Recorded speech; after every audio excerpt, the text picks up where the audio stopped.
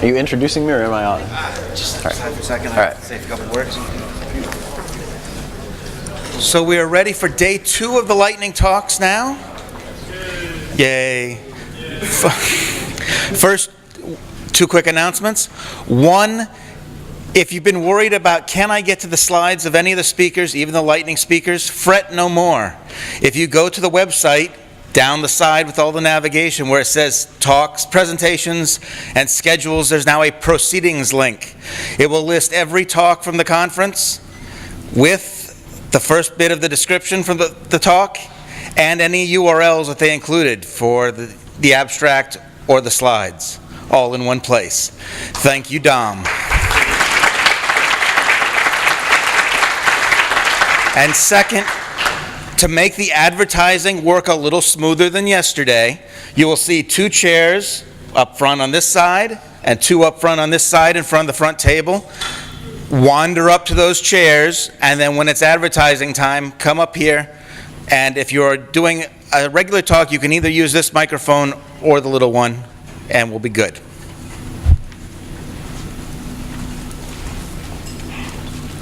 All right. So microphone test, am I on? All right, kind of sounds like it. All right, I'm Mike Conrad. My talk is about simplifying Perl scripts that you want to run as a daemon under Unix. I'm here with a public service announcement that there is a better way than the de facto standard. For anyone who isn't fully familiar with the problem, here's a quick recap of what you do to write a daemon under Perl. All right, so you want to run your Perl script in the background, and if it dies, you want to restart it. You want to be able to start and stop the service with sensible command line commands. You want to be able to take all the status and error messages from the program and log them, and maybe to syslog. So you do a little research and you find out that you do it this way. You redirect IO to devnull, you write all of your logging to a file or to syslog, and it's a pain to convert everything to syslog. You fork and you call set SID to become a session leader, and you write a PID file to someplace like /run, or so that you know which process is officially your service. You might also use it as a lock file to make sure only one copy is running. But wait, if you are a session leader and you happen to open a TTY, you get a controlling terminal again, which screws things up. And you can solve that by forking again and calling set PGID. Oh, and what if you can't write to run? So maybe the PID file should be configurable so you can put it other places. And what syslog arguments should you use? Well, make those configurable too. But wait, it's really hard to debug a program that daemonizes. So you need some option to not daemonize. All right, so you've got all this extra configuration that you've thrown in. So now, if it dies, we want to restart it. So this is what your code looks like. So now if it dies, you want to restart it. But how do we know? Do we check from cron periodically, every minute?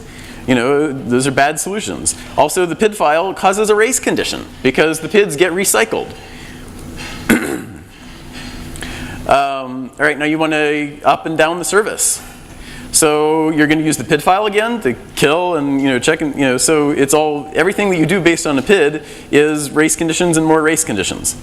So now you come back and you want to do your logging. So you wrote your script using syslog, but what about exceptions? If you die, you want to log that. If you warn, you probably want to log that. And you want to see what about modules that print directly to standard error? Well, so maybe you can trap standard error and whatever and try to get them to syslog too. Oh, and what if something sends you a signal and you die? So maybe you should trap all the fatal signals so that you can log them and then die. Then you call an XS method and something dies inside of a C library. So all of your important diagnostics get flushed down devnull. Also, you can't trap sig kill. So you're never going to have complete logging, even if you go through great lengths to set it all up. So how do we fix this? So we're doing all of that stuff in our script already, and it still isn't working. The real problem is that everything you did to daemonize your script is breaking the Unix model. So the answer is to stick with the Unix model. A parent spawns a child process. The parent can use the PID to refer to the child without a race condition because the PID doesn't go away until the parent reaps it. Every process gets input, output, and diagnostic streams, standard error. The output and diagnostics of a daemon are the things you want to log. So redirect it to a logger process, which could write to syslog if you want it to. So let's call the parent a supervisor, and let's call the child your service, and ta-da, you have process supervision. So now look what happens when the child crashes. The error message, and even the one printed by a C library, makes it to the logger. The supervisor gets a signal telling it that the child died and can check the status so it knows if it got killed by sig kill. So it can log that too. Now let's suppose the supervisor was holding on to the pipe that it had connected to the logger. So the logger doesn't die, and it can start your cleanup script connected to the same logger, so your logging also doesn't have any race conditions. And then your cleanup script can exec back into the script, resuming it, and you're back where you were. So the supervisor also can listen to a Unix socket at a known location, and then you can control the supervisor and tell it to send signals to your daemon for you, because it knows the PID. So you don't need the PID file. Well, to recap, your daemon no longer needs to detach, fork, or set SID. You no longer need to write a PID file. You no longer need to use syslog or provide any options to configure it. All errors are logged, even sigkill. No more race conditions when managing the service, and no polling from cron. All right, so what tools do you have available? There's Daemon Tools, pioneer of the idea, at least as I know it, by Dan Bernstein of QML fame. You've got Runit, which is a successor on the same idea. It's easier to use, it's popular. It's found in BusyBox. It's very, very tiny. You can link it statically, a few K of RAM. There's Perp and S6, which are also good tools. They've got some real world testing. And I wrote my own daemon proxy, which is designed to be scriptable.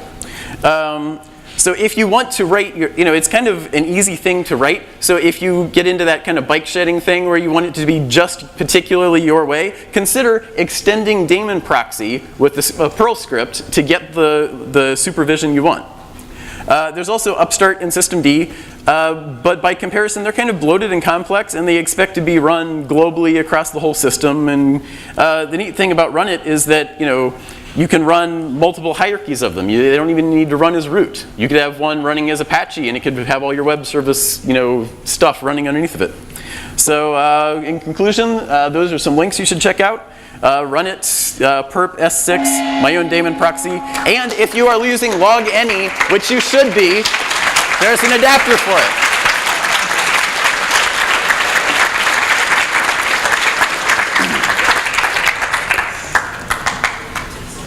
Use the microphone. You're speaking to it. Oh wait, I left the microphone up there. Here, Need some bloggers. It's been languishing for a few years since we've been trying to start for various reasons, and I need your help.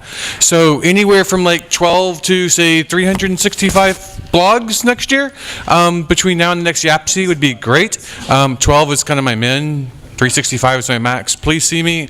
I have like 4 people that are committed, so I need more. If you need ideas, I have plenty, and I'm sure others do too. Thanks so much.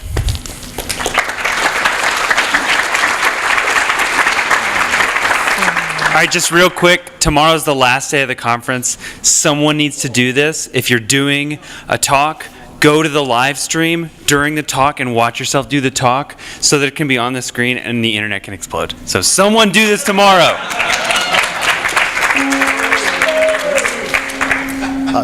My name is Dana Jacobson. Is this on? Good. My name is Dana Jacobson, and I'm going to talk about math prime util. So in early 2012, I was writing a module, and I needed a lot of primes. So I tried doing it in Perl. It's pretty slow.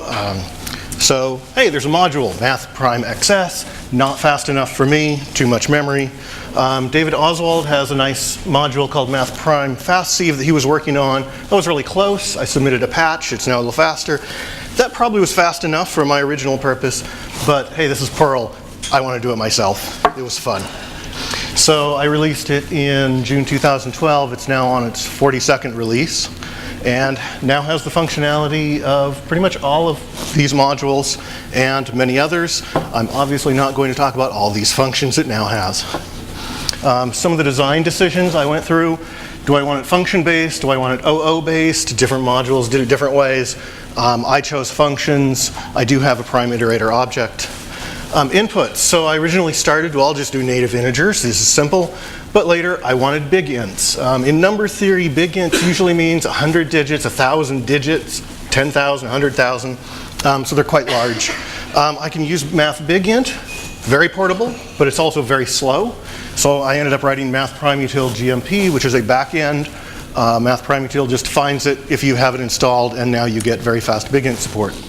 Many modules are one module. For better or worse, I chose one, kind of like math pari or pari. It has everything. It's very simple. On the other hand, there's some bad things with it. Input validation, this was important to me. This is usually caused by user error, and they'd like to know instead of just getting the wrong answer. And one of the things I found, calling overhead can dominate all the time. Just calling that Perl subroutine ends up costing more than asking, hey, is this 128-bit number prime? So load and call Perl only when necessary. Everything stays in C as long as possible. There actually is an environment variable. You can completely disable all the excess code, and everything runs in pure Perl if you really want to. And portability was very important to me. This is a library, not an application. I'm running on just one computer, so I'd like to support everything I possibly can.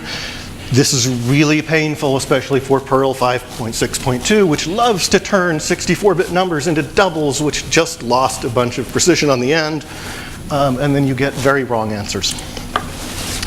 Applications, simple applications, like just, hey, is this number prime? I want a list of primes. I want to factor this large number. Simple tasks. We can use it for lots of stuff on Rosetta Code or Project Euler or OEIS. Number theory, record prime gaps, or primality proofs. And one of the things I often do in developing is use it versus other packages that might do something similar. Usually this finds bugs in my development code. Sometimes it finds bugs in other code. Crypt primes will return composites sometimes. Flint and Sage, we just found this last month. Their NISPrime function will return true for composites sometimes.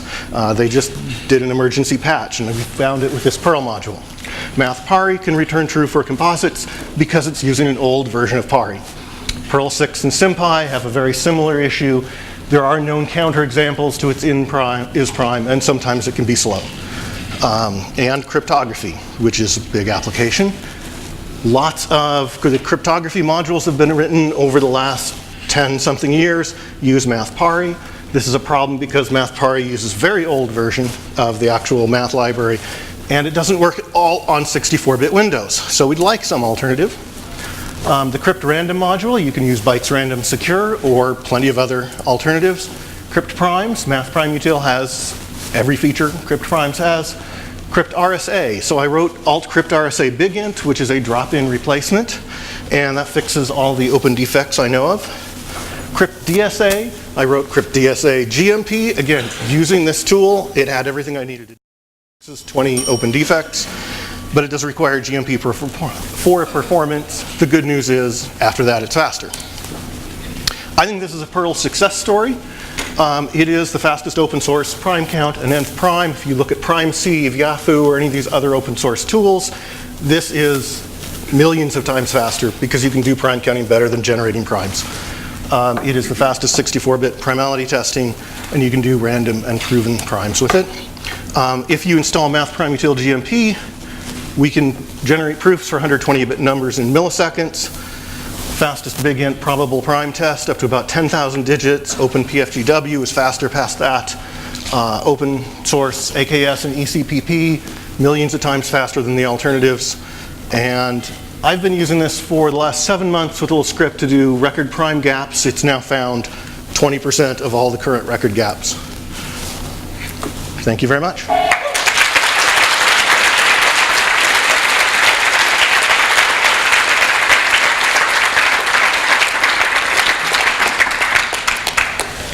Good evening, my name is Sean. I am from Endurance International, also known as HostGator, Bluehost, Dotster, Domain.com, and we are hiring. We have a table right over there. You can speak to the lovely Nicole if you want details, you want a card, you want our flyer.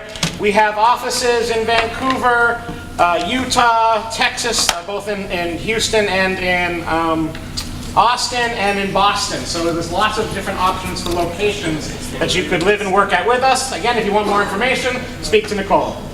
Or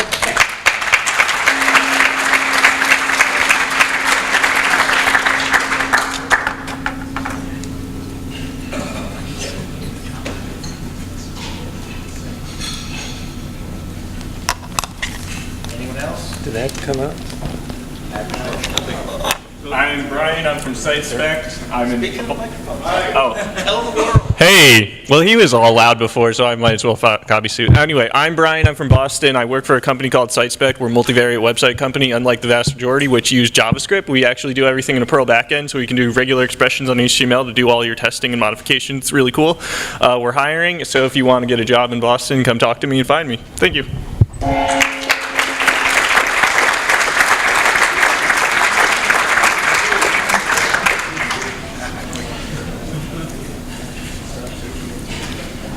12 months ago, we were in Austin, Texas, and at that time I told you that opportunities abound.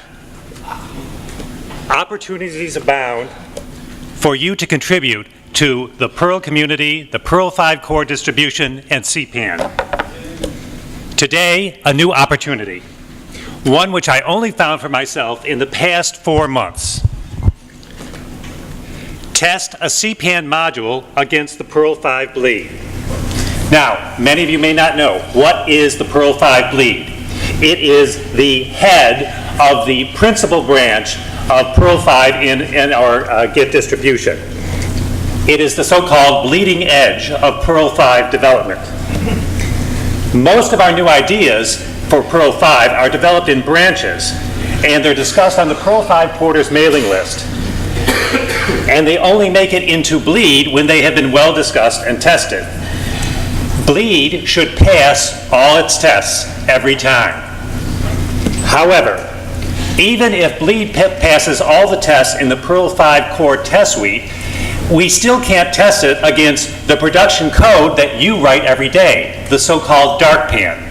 However, we can test it against the 32,000 plus distributions that we have on the CPAN. And we want to preserve backward compatibility, except where we can't. So what do? We rely, as always, on volunteers. Particularly, I would cite Andreas Koenig and Slaven Rezic, who test CPAN modules on a regular basis against the head of the Perl 5 distribution, against bleed. And they file bug reports to the rt.perl.org, and they're reproduced on the Perl 5 Porters mailing list. When they produce that report, we have to ask ourselves, is that a problem in the Perl 5 bleed? Is that a problem that we have introduced? Perhaps the CPAN module's test failure was something that we didn't previously test in our own test suite. On the other hand, it could be a problem with the CPAN module. Perhaps it was using dicey code which we now believe to be deprecated or forbidden or unsound. This frequently happens with XS code. Was the CPAN module playing with the Perl 5 guts in a way that we now realize are suspect? But most fundamentally, can the test failure reported by CPAN testers like Andreas and Slaven be reproduced? Perhaps it's only found on one platform. So, we, or at least I, wanted a lightweight way of testing CPAN modules against bleed. Fortunately, one already existed. One of our principal Perl 5 Porter contributors is Carl Williamson, and he had this shell script that was lying in his home directory on the Dromedary development server. When I asked him about this, he said, well, no, really it came from Florian Ragwitz. Yesterday I asked Florian Ragwitz if he wrote it, and he said he might have. So maybe it's Florian's, maybe it's Carl's, maybe it's just Perl lore. In any case, this shell script builds and installs a local copy of Perl 5 bleed. Then it uses CPAN-M, one of everybody's now favorite modules, to download a CPAN module and test it against that newly installed Perl. It enables you to confirm a test failure report and to debug it. The problem was I could only use it on the Dromedary server. I wanted to test modules against bleed on this laptop and on platforms other than Linux x86 64. And most importantly, we want other people like you to test your modules, your CPAN modules, your production modules against bleed. On Sunday, I was sitting in the hackathon room over there, I had an aha moment. I figured out how to do it. I put the solution up on GitHub. I probably won't have time in this talk to demo it, but I want you to check it out because it needs feedback from you. It's very much alpha code. It's a shell script, and I'm not a shell programmer. It's ready for code review, as we say. And if you have code that you want to work in the future, in future versions of Perl 5, then you should check this out, or you should do something like this. You should help to future-proof your own code, particularly if it involves XS code. You can test it against bleed yourself. And that's where you can find it. Thank you.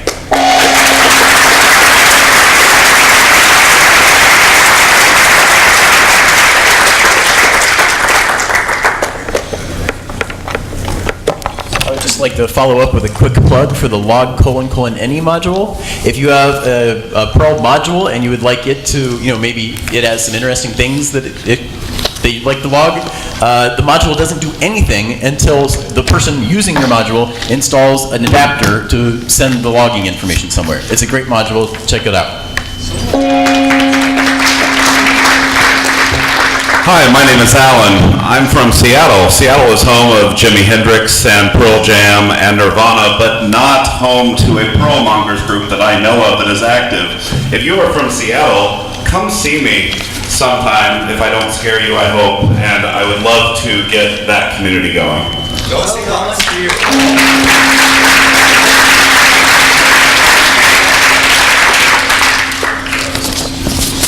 Hey everyone, my name is Avery and I'm a software engineer in the international team at Shutterstock, and today I'm going to talk about internationalization and localization at 10,000 feet. And the goals for my talk are just to get you to think about internationalization and localization and to highlight some of the challenges of internationalizing. So why internationalize? Number one, it's because you can't not. If you have an app or a website or a product, you'll find out sooner rather than later that you're going to have a non-English user or a non-US person who wants to use your product, and you're going to want them to use it, right? And you're also going to capture that huge chunk of market that you might be missing out on. Just remember that English is only the third most common language next to Mandarin and Spanish. And lastly, because it's fun to find out about the rest of the world and how different they are from ours. Now, let me talk about some of the challenges of internationalizing. Number one, most of us don't speak 20 or even 10 languages. And that just means that we're not going to know every intricacy of every language, right? We're going to need some translators to help us translate some of our site. And you're going to need some research to better understand your market and the locale that you want to target. Second, most translators are not software engineers, and that means that they're not going to be able to implement the subtleties of a language, and we're going to need tools to help bridge that gap. Which goes to my third point, there's a big disconnect with developers and translators, so you're going to need tools to help bridge that gap. And next, we don't have internationalization and localization at top of mind. That means you might develop something and then realize later on that, oh, I need to internationalize this, and then you go back to your drawing board and re-architecture it so that you can localize your product when you realize that you want to do it. So next is that languages vary. So let me go into this a little bit. Languages vary in all of these, right? So for plurals, in English there's only one form of plural, but in Russian there's many different forms of plurals, as you can see here, in numbers ending in 1 or 2, 3, 4, and so on and so forth. And that's difficult to implement. And you might want to audit your site for where you might want to implement this. At Shutterstock, for instance, there's this where you have 3 months, 10 downloads. But it could be in a more prominent page, like our logged out homepage, where we have the number of images on our site. And that will change depending on what we've collected. Languages vary also in gender, and it depends on context. And translators may not always have that context. Also, machine translations are imperfect. An example here for Google Translate, there's a Stanford University research that finds that Google's source of database causes statistical bias toward male nouns and verbs in translation. So for instance, for gender-neutral words like the, or professor, or doctor, they tend to be translated in male forms, which may not always be right. So languages also vary in currency, as you can see here. It's displayed differently in English in US, and it could be based on locale or language. And it differs in Germany and German, or German and Austria. And I'm going to breeze through here because I know you've seen these before. Phone numbers are displayed differently in different locales, as you can see here. Dates are displayed differently. And ranges. My example here is just a date range, but this could really be any range, number range, page numbers or whatnot. Another challenge is that designing for a user interface that's easily localizable can be very challenging. Here's an example of an on-off switch. In English, it's fine, they're short words, but once you translate that in Spanish, for example, it gets long and it may even break your UI. So what's a solution? A question may be, can you use images or icons? Well, it depends, because they can have different meanings. This may be cool here in the US, but probably not in the UK. And people confuse where someone lives in the language that they use. We used to have this drop-down where you have the flag and the language next to it. But that language may not necessarily be only spoken in the country that represents. So you have to be careful about that, because that could be offensive in some cases. So just to summarize this, country or location does not equal language. You need to develop flexible interfaces for localization, and sometimes the challenge should be on translation and sometimes on design. And we can all develop an eye for possible localization issues. And the world thanks you.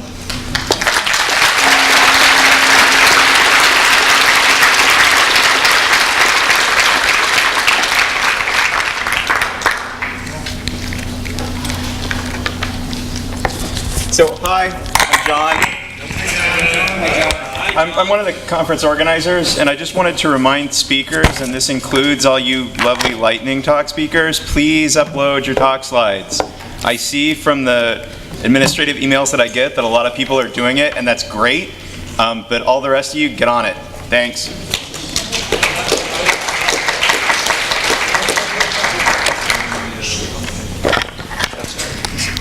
I just want to take a moment to remind everybody of one of our favorite Perl authors, Tetsuya Miyagawa. Miyagawa couldn't be here, and I thought it'd be nice if everyone who has a Twitter account could just tweet him the word yo.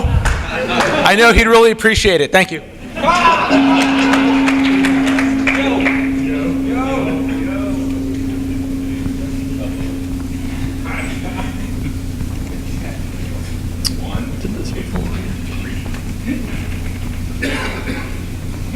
Anyone else? It appears to be a Mac. We have time.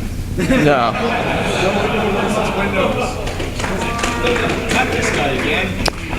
It's a new topic.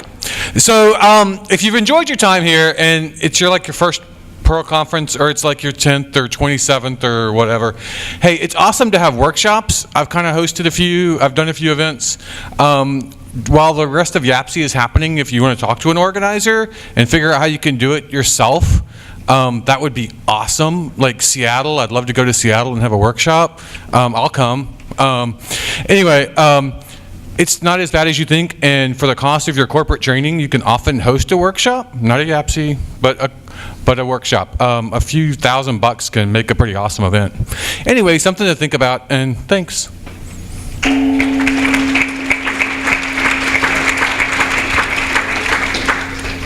What John means when he says upload your slides is go back to ACT where you submitted your talk, log in, click edit your talk. There's two fields in there, abstract link and presentation link. Put a link to your slides in presentation link and save it, and the world will thank you. Thank you. Can I borrow your Mac?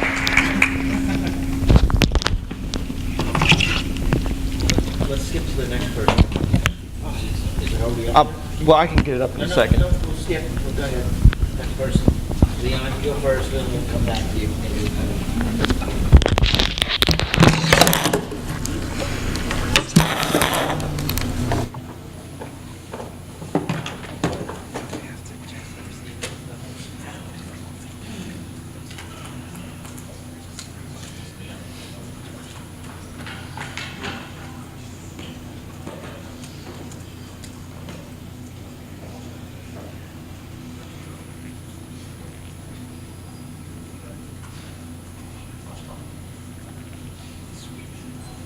Sweet.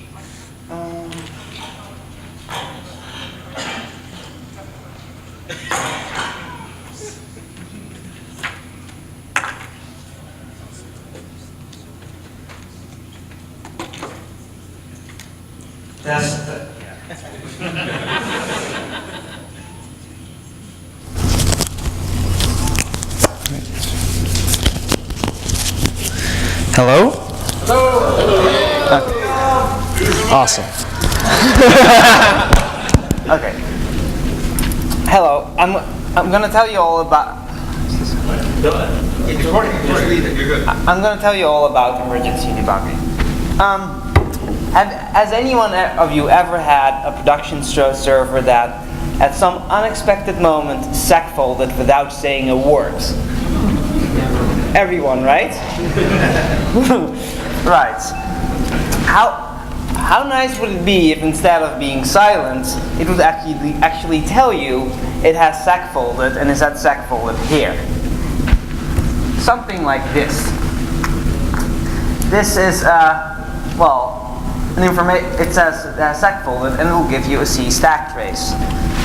Not just that, but if you read it, you can see that it's segfolded inside of Perl, and it will even tell you that it will segfold inside of unpack. So instead of knowing nothing other than your daemon is suddenly gone, you actually know I hit a bug and it is here. Well, fixing it, of course, probably still requires a C programmer, but at least you have a good idea of where it is. So where did this come from? Well, this comes from a tiny module of mine called Devil CST. It stands for C stack trace. It's a tiny debugger that requires no external dependencies, and because of that, is essentially having no runtime cost. It currently only works on Linux, but I'm working on fixing that and making it work on OS X and BSD. I just haven't gotten around to that yet. So how does it work? Well, essentially, it's a segfold handler. It reads on segfold and a few similar folds. It reads the symbol, it prints it out as standard error, and then re-raises the signal so that your process will die as it should on a segfold. The most fun part of this module was writing the test, so I'm gonna entertain you with a few examples. For example, this here is in this example, pack L exclamation mark is creating a null pointer, and unpack is dereferencing the null pointer in pure Perl. Segfold. This is another great example. Here you have an add-inc handler that requires a module. So if you require something, that will require the same thing, that will require the same thing, etc., etc., etc., etc. And this will eventually generate a Stack Overflow. This is one of the fun things in the module because I actually have to run a piece of code during a Stack Overflow when I'm not having a stack anymore. Lastly, this one was also wonderful. This also segfolds because it's I got regex grammars to do that once. Yes. Well, the fun thing about this example is that it segfolds during the compile time optimization phase instead of runtime. So you can even do that. That was all. Thank you.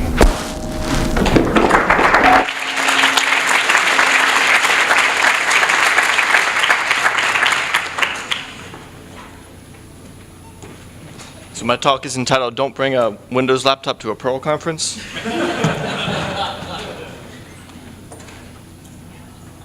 Is no one else hiring?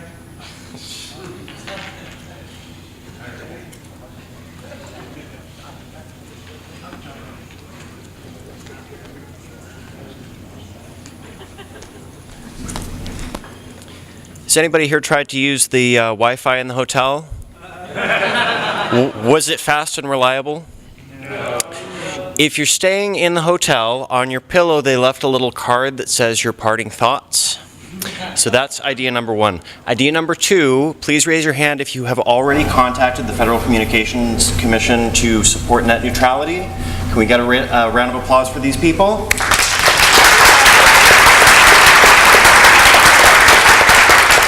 And if you have not already done so, please reach out, find somebody who has. If you live in the United States, you can still comment on it. We'll be happy to help you with that. Thank you.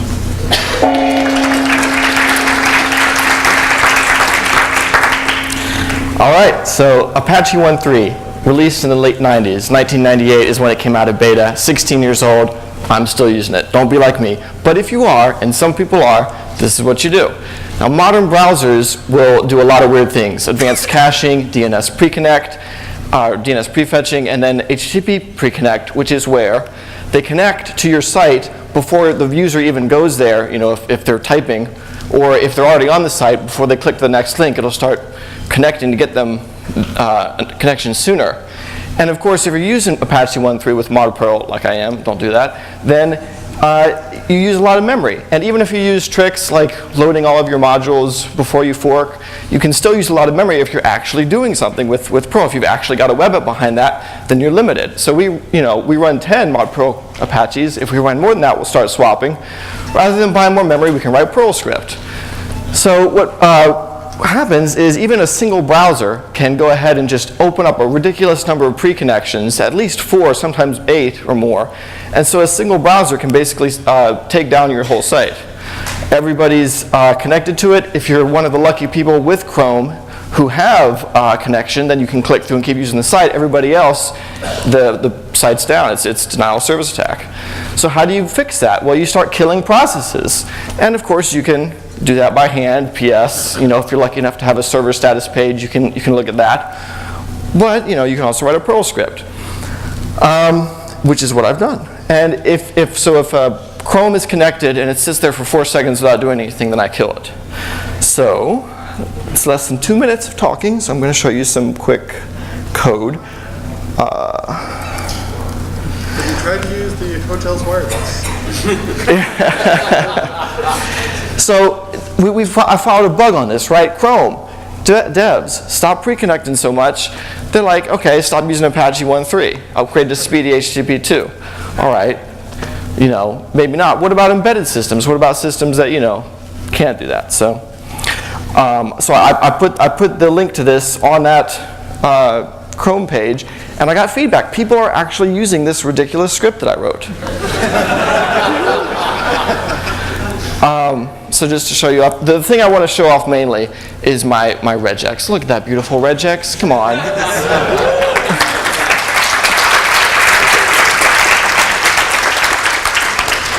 Doesn't get any better than that, as long as it works. /x, nice. Yeah, exactly. The /x, yeah.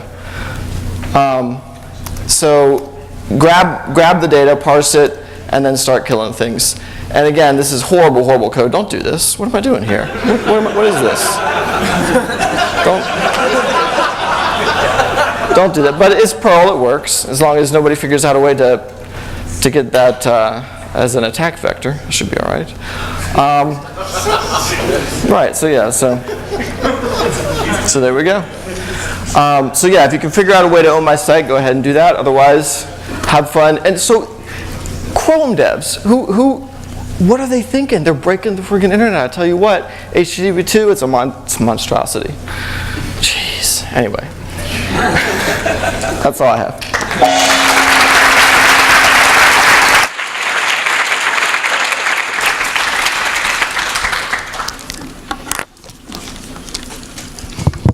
Hi, my name is Brendan Bird, and I live in Louisville, Kentucky. Right now, Kentucky, Louisville, Lexington, none of the state has any Perl mongers groups.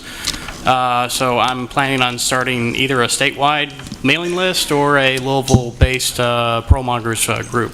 If you guys are interested, please contact me. Just see me after the conference or email me at bbird@cpan.org. Thank you.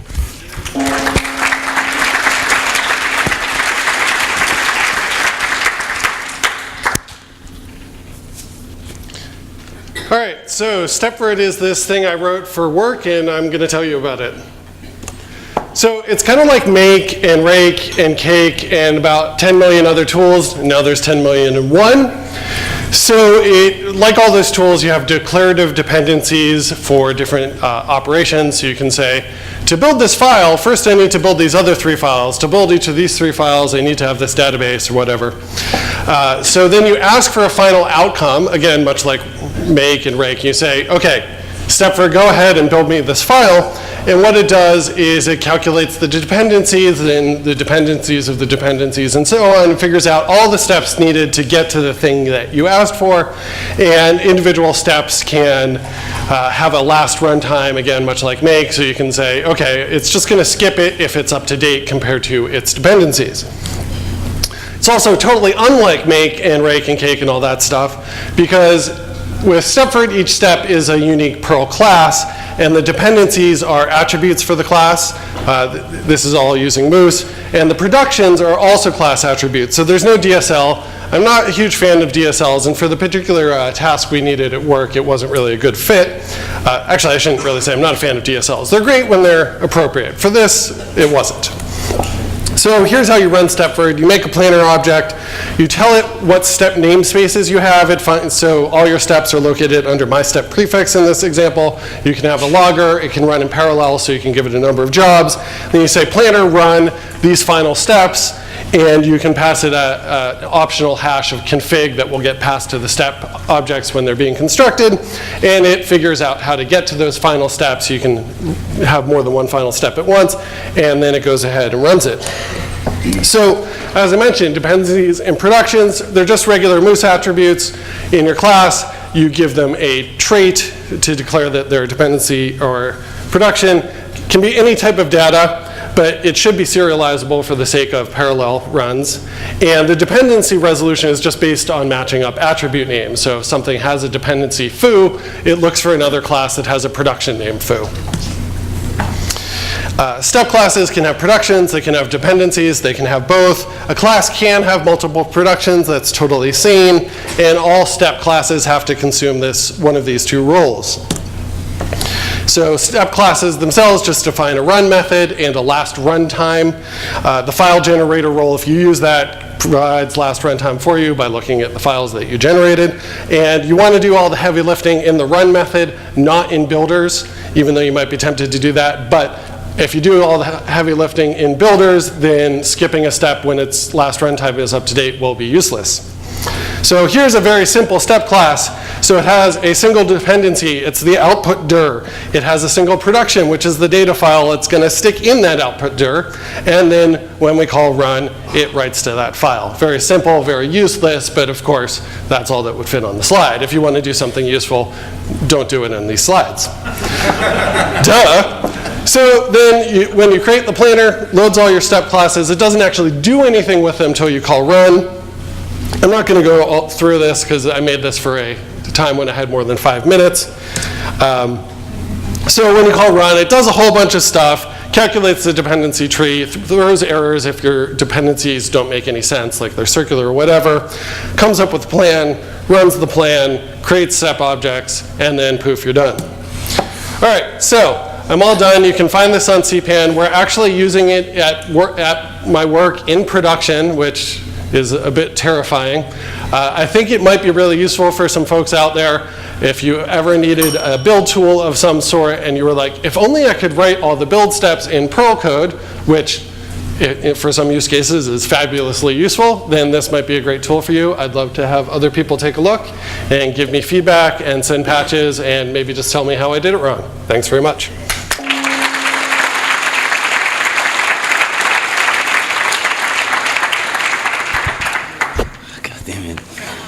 Everyone stop hugging me.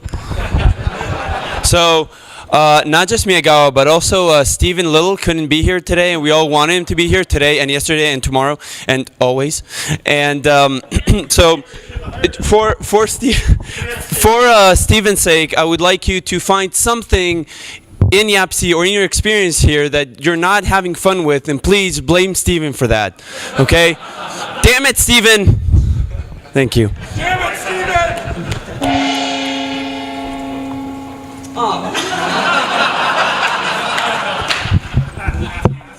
Hey, I'm David Farrell. Brian Foy couldn't be here for this YAPC, but he did give me some extra Perl Nerd Merit badges.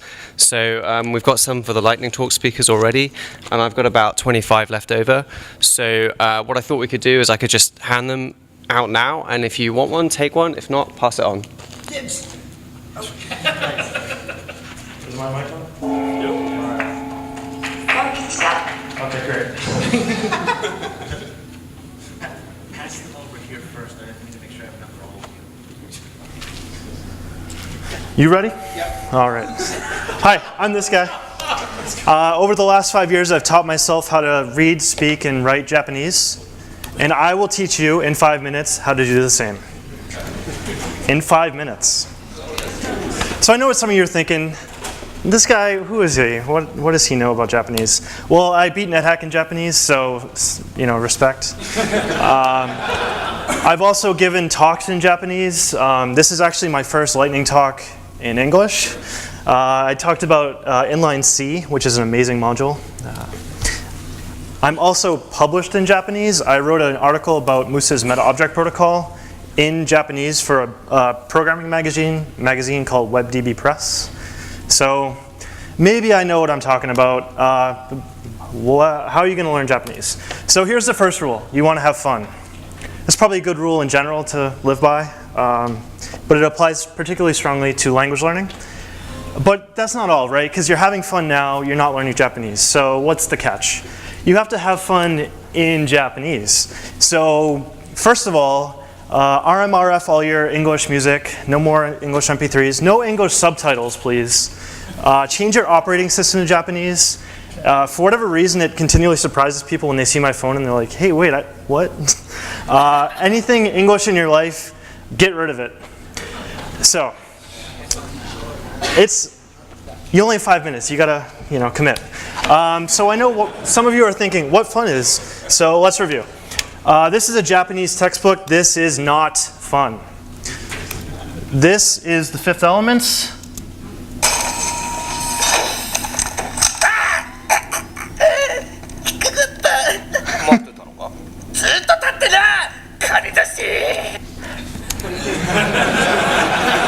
Thank you.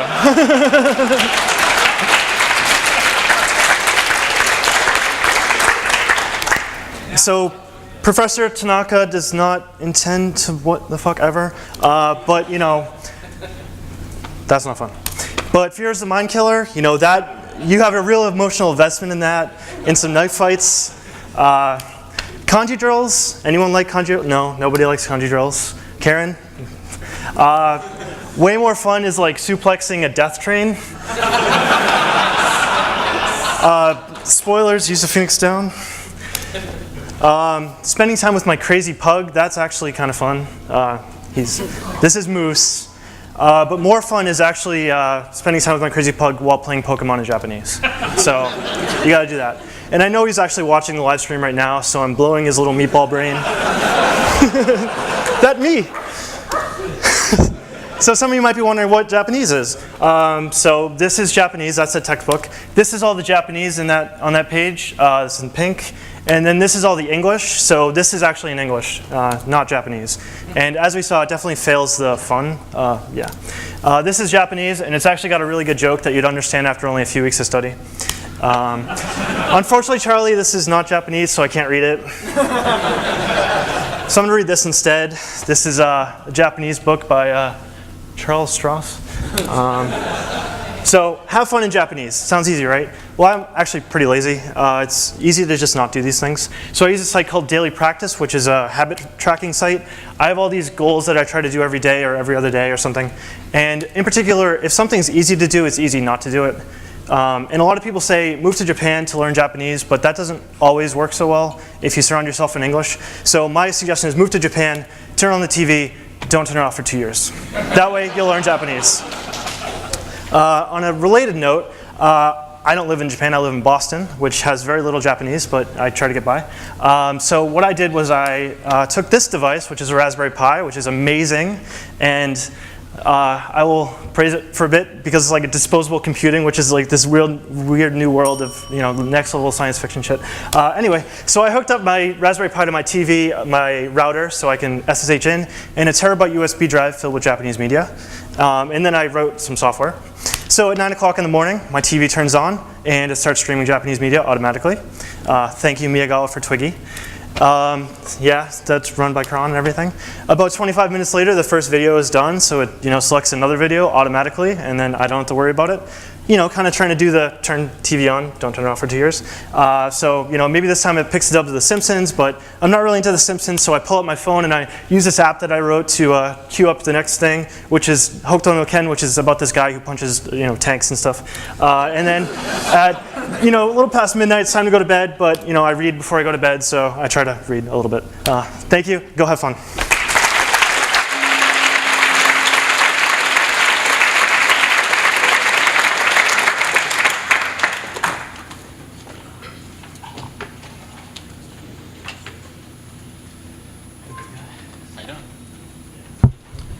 Hello, I'm Dan with cPanel, and I just want to let everybody know that we also are hiring, so if you have any questions, jobs.cpanel.net, and it's an awesome place to work, so come talk to us.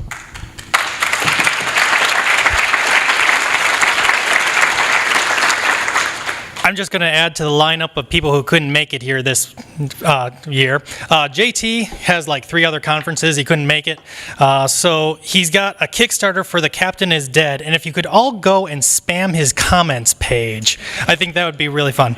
No, seriously, Captain is Dead is a really fun game. So JT's got that up on Kickstarter right now. It's great. I've played it many times myself.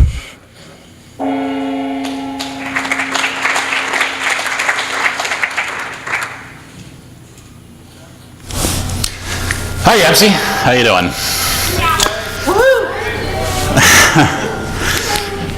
When I was growing up, I was told that it's not polite to discuss religion or politics. And this is an established precedent since the 19th century. Etiquette and conversation. Lest they burn your fingers. The problem is that a lot of people, including myself, care about a lot of really important issues. And it's unfortunate that to be polite, you can't discuss politics or religion. And when I try to discuss things that people care about a lot, what I tend to find is there's a bunch of people over here that feel very strongly about that issue, like this. And then I tend to find that there's a bunch of people over here that tend to feel very strongly about that issue in the exact opposite way. And so I try to go to one of these groups and I try to say, hey, have you ever thought that maybe, you know, it's not always about that? And that group tends to yell at me and such, and that's uncomfortable. So I go to the other group and I'm like, you know, they kind of have a point over there. Have you ever thought, hey, you know, under these conditions, maybe they don't tend to like that much. They tend to want to talk to themselves about the opinions they've already established. And I think this is a problem. This is not healthy in our society, in my opinion. Why isn't there something in the middle where you can discuss these things that are really important to you and really important to me? So I tried to invent one. And what this is we have meetings in person, once a month, in person, right? If you want to argue on the internet, feel free. There's millions of places to do that already. There's millions of arguments already underway. Feel free to join them. But what we try to do is we try to have very small group meetings, and we try to get attendees that are good listeners, open-minded. And the organization itself holds no position on issues. This makes it really tricky for organizers, especially if this thing gets popular. Luckily, so far, it's only been a handful of us. If it gets popular, maybe it'll get really tricky, even trickier. I hope it gets popular, but maybe not in Omaha, because I'm the facilitator in Omaha. Welcome to the group. Hey, we have an agenda. We set all these items. Do you have any interest in any of these? If you don't, that's fine. Let's talk about whatever it is that you're passionate about. What do you think about that? Oh, here's some things that I think about that. Now let's try to figure out where do we agree, where do we disagree, and when we disagree, why do we disagree? Let's try to understand. Here's what would change my mind about this. What would change your mind about this?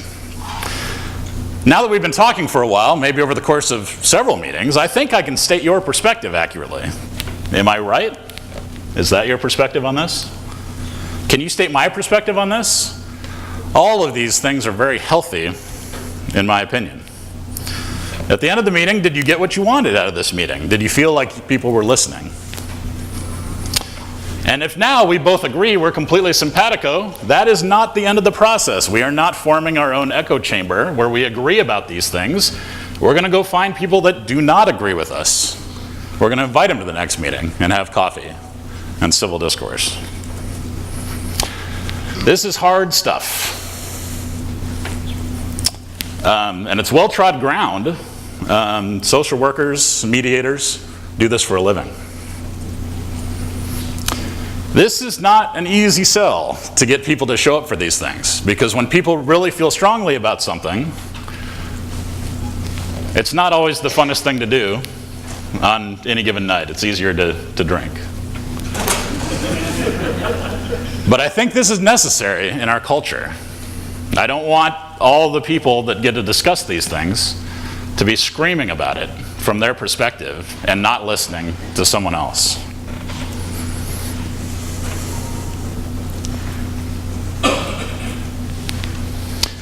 I'm hoping our group fights against this trend, that we can be a place where this is not true.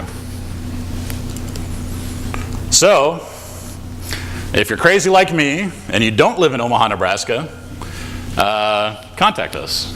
You can start a group of your own, unless you would rather drink. And that's all I had. Thank you very much.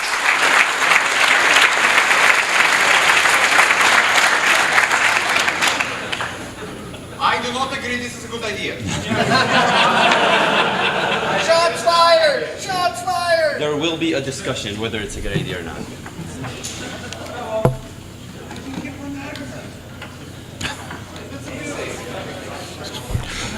So in terms of things written in using Apache 1.3 and using mod Perl, there is the thing that runs our conference, ACT. It has some problems. There's been some attempts to fix that, but the Oslo Perlmongers group is trying to organize a hackathon to work and fix that, improve it next year at some point. So if you have any interest in that, join the ACT IRC channel or look at the mailing list and help out.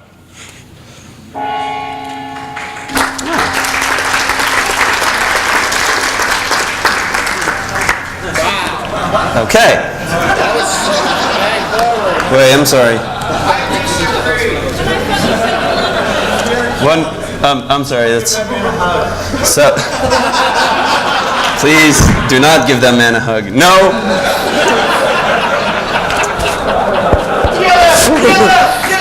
I am hugged out. Okay.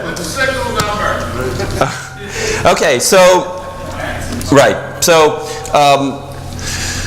Okay, this is a 20-minute talk. Let's see how fast it takes. So this talk is titled "I Will Kill You." You can turn down the microphone a bit because I am gonna yell. So, AKA do this and die, or just things that piss me off. Okay, I'm gonna use the '60s Spider-Man. I love it. It's a nice meme. Start with some stuff that pissed the shit out of me. But first, a few words of caution. Tim Toady, right? You have your own things. Your mileage may vary. No batteries included. Don't drink and drive. You know, all that stuff. Of course, if you do have a problem after all of these things, I really don't give a shit. So don't come afterwards and say, well, I disagree. I don't care. So some small problems that I have with the way people do things. First of all, unless. I don't like unless. I don't think in ways of unless. None of us do. We're programmers. We think of if. Also, a postfix if. No one thinks that way. It's really annoying when I read blah, blah, blah, blah, blah. I'm like, okay, if. Damn it. Okay, stop. Some really stupid stuff, okay? People who name their variables A, B, I, J, K, L. Every time I see this, I want to change it to these. It's just really fucking annoying. Don't ever fucking do this. Trailing spaces. Stop it! People who name their variables var. Their arrays array or hash. I know it's a hash. Tabs versus spaces. This is an internal struggle. Everyone's confused. What do I do? What do I do? I want to use tabs, but people complain I have to use spaces, but I don't want to use spaces. I want to use tabs. Here's the trick, okay? Do not mix tabs and spaces. This is where all the frustration comes from. Thank you. Now, I'm gonna help you out with this, just so you can remember this better. Do not mix tabs and spaces. Do not mix tabs and spaces. Do not mix tabs and spaces. The trick is, no tabs, only spaces. And this is something you can configure in every editor. I believe Emacs has an editor. Maybe you can configure it. I had to have one Emacs joke. So some misunderstandings people have. People use map incorrectly, okay? People use map, but they don't actually get the value from it. So here's how you use map. There's expression list, so we have an expression here, and there's one with a block. This is the Schwarzian transform. This is a C-style for loop. It looks like this. A for each style loop looks like this. Of course, the postfix for, I'm not a fan, but fine. Switches, you know, you have switches. Hey, here's something nice, dispatch table. Use that one, try it out. There's a link here that you'll definitely remember by heart. That's the dispatch tables from Mark Jason Dominus' book. Empty if clause. I fucking hate this. What are you doing? Come on. Return variables. People use return variables. They have a return variable and then they set the variable throughout the program and then they return it.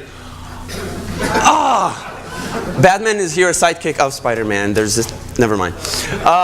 Class methods. This is something I really like. I've seen a lot of code that does this. If you do it, stop it, okay? You see, the problem with class methods is that you're using a class for a function. You're using a method without a context. It doesn't make any sense. Basically, it means that you're using two things for a completely different purpose. You don't even know what you're doing with those. Stop doing them. If you want to use a method, that means you need context. Use an object. If you want just a function, don't use a fucking class for this. Just use a function.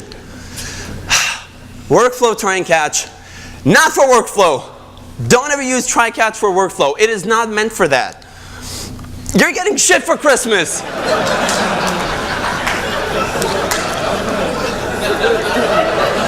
Go to, again, not for workflow. Not for workflow. Okay, this is meant for C code. We're not writing in C. You can use next on a label. You can do last on a label. Use those. Unless you do this. That's fine. And if you don't know what this is, don't do it. Some related conditions, I'm wrapping up. This thing, I don't like it. I really don't like it. It's very annoying. Every time I see this, this is what I'm thinking. So fixing it up a bit, you can do this, or you can do this. Either one is fine. Now, here's the summary. Why do I complain all the time? Other than the fact that I like to complain. You see, the thing is that code is alive. Code grows. Sometimes it grows to disproportionate size. It grows and grows and grows, mostly, if you feed it. And sometimes it even grows to a ridiculous age, okay? It gets old, which is not necessarily a bad thing. A lot of you people here are old. That's fine. I respect that, mostly. It's fine. The thing is this. You might not be the last person to deal with this code. More importantly, the next person might know where you live. They might be me. So, or on a chainsaw, yes. Also, me. So, here are your options. You need to think of a program as something kind of like a legacy that you pass on to someone else. And just like if you have a kid, or you are going to have a kid, or you have a dog, I don't know, fuck it, whatever. You want to pass on something that they can play with, they can work with, they can study, they can understand, and that they can expand onwards and pass it along to the next person. Thank you.